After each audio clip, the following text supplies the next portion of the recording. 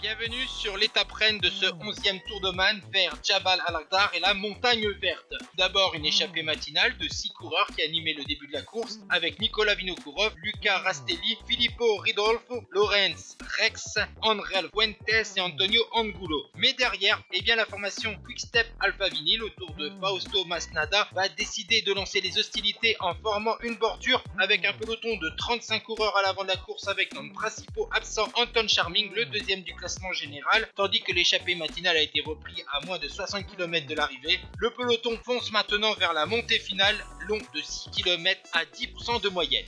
Anton Charming a été ramené in extremis avant le pied de la dernière ascension pour cette explication entre favoris. Et la formation Intermarché Wanty Gobert, elle, va prendre les rênes dès le pied de cette ultime montée pour lancer son leader tchèque. Le grimpeur de la formation Intermarché Wanty Gobert est sorti tout seul à 1 km 500 de l'arrivée pour s'imposer en solitaire au sommet de la montagne verte.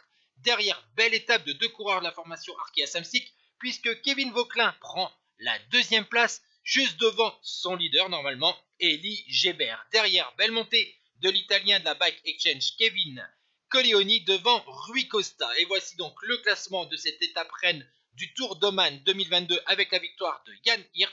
Et au classement général, puisque Fausto Masnada était bien plus loin derrière, Jan Hirt prend les commandes la veille de l'arrivée de ce Tour d'Oman.